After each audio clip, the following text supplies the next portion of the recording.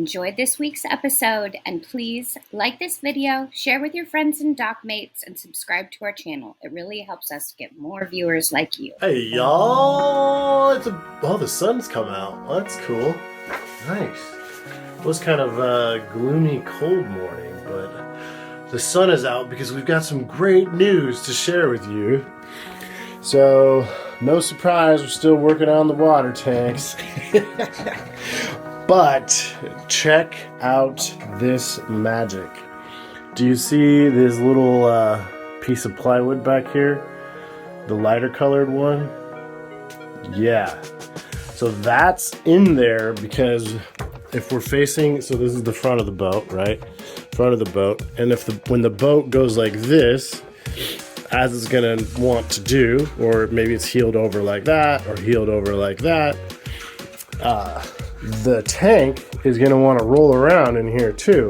So all of this support back there is to keep the tank from rolling and going that way. So Dad's here. Hey David. And we'll go ahead and show you how we did that. So we got to get the tank out of here, and then I'll give you some more information and detail on how that board is sitting there to keep our tank in place. Let's do it. So now the tank's out, you can see that we have this long piece of cribbing here supported by, I guess these are maybe little mini bulkheads. So this is a dry fit, but what Dad did, let's see if we can get you under here to take a look at this. See that? They're all cut out to fit the curvature of the hull. And there's 3 of them. Isn't that pretty cool?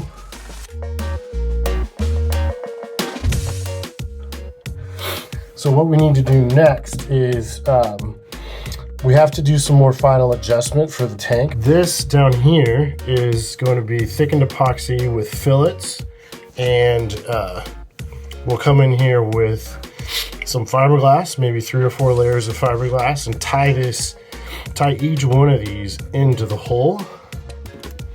Up here, these fresh screws that you see, those have gone down through this subfloor into the vertical bulkhead there. So it's, and then in the back, we'll show you in a minute, we have some blocking, to kind of tab everything together. So that's gonna also strengthen up this part of the boat too. So the settee goes here, so there's a lot of weight, there's people, there's storage, there's furniture, there's cabinetry. So all of that will also give us a little stronger boat too. So yeah, it's coming together really good. We gotta kind of make some tweaks to fit the tank a little bit better, but we'll keep you updated as we go along.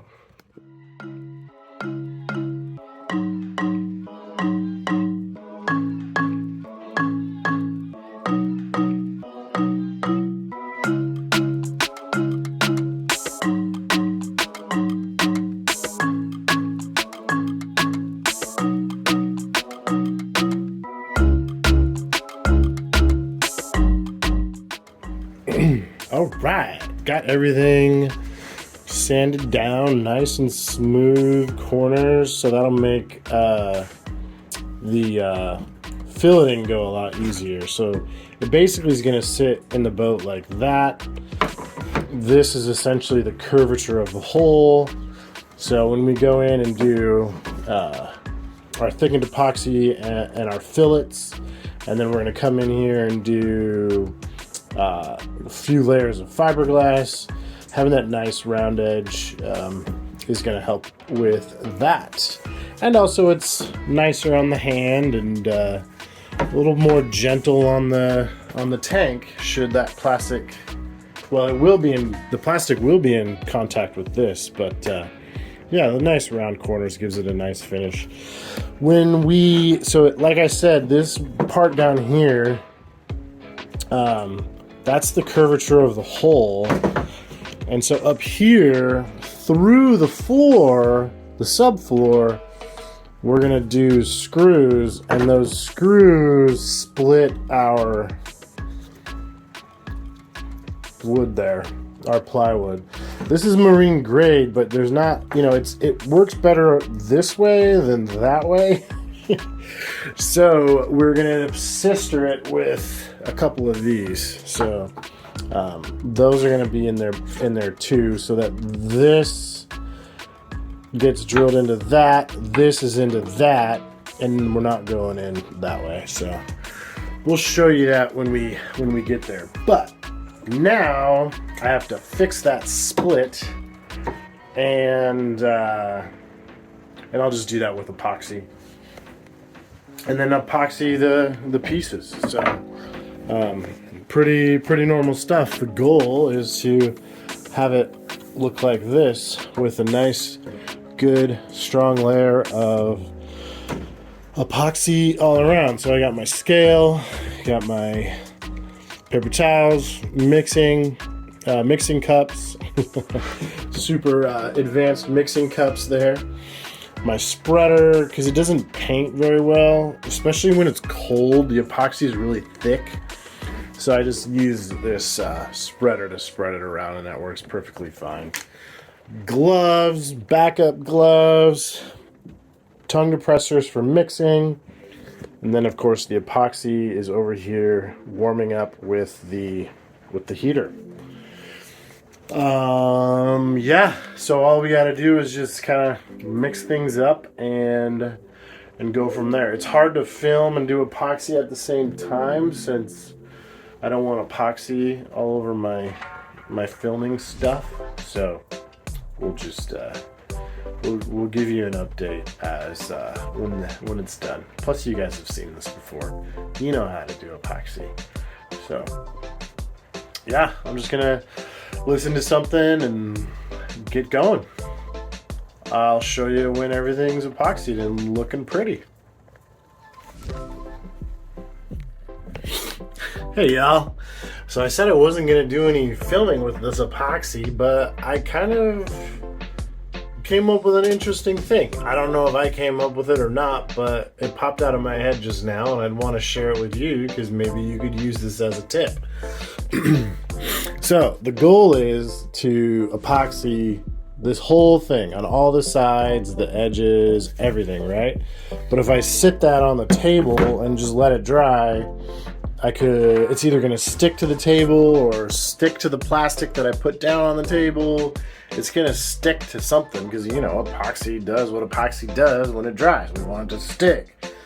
So I thought of a couple things. One, I could put screws in the board like this one has, which is fine because then I can epoxy it, flip it over, and then it just dries like that, resting on the screws, which is great for this board because these screws are the final screw holes, and we're going to use those going forward. So I'm not putting any extra holes in this piece. I'm using holes that'll be for a final assembly. But this, there won't be any holes on this side. And so instead of, and there are holes here, those holes will be used. But if I did something like this, it's just gonna like flop over. So what I could do is drill, you know, hole, and then prop it up like that, like this one would. But instead of drilling into my piece, I just put the screws into my table. So those 4 screws right there, and then this can just pop on like that, and then it's gonna be drying all the way around. See that? So yeah, not too bad. And I don't care about this table, it's just scrap wood. So boom, that's gonna dry just fine. This one I'm gonna have to clamp when I do it because this piece here delaminated on the end, and so I'm gonna clamp it, and then I'm doing something similar. Those 2 screws there will just hold it up as it dries with the clamp on it. And the clamp on it, I will have to do either some plastic or some tape or something around this so my clamp doesn't stick to my piece. So hey, yeah, that should work out pretty good. And I don't have to add any more holes in my material just to epoxy them up. Yeah, enjoy. I hope that's helpful. I'm gonna keep going, and yeah, nothing else to update. Thought I'd share that. Cheers. Hey y'all, we're back. Toasty 26 degrees outside and a blistering 50 degrees inside the boat.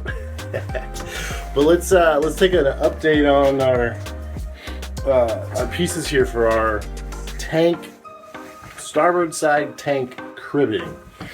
So a couple nights I came down here and epoxied everything. Check it out. Like, there's some drips and things, but this isn't going to be seen by anybody. This is just to keep moisture off the pieces. Oh, and this one adhered itself to our screws. It actually ripped that screw out of my table. So that one, these are all coming out really, really nice. Got some drips there. I'm gonna have to sand that down. But the side of this side is gonna be the one that's touching the tank, and that one looks really good. And then this right here was my repair, where we split the plywood with our screw because we were going with the grain instead of against it. So this turned out great. So now what we can do is do a test dry fit with this stuff up against here, so we can make sure that it's still gonna work. So more dry fitting, but we're used to that. So let's get to it and we'll continue to give an update as we go. Let's go.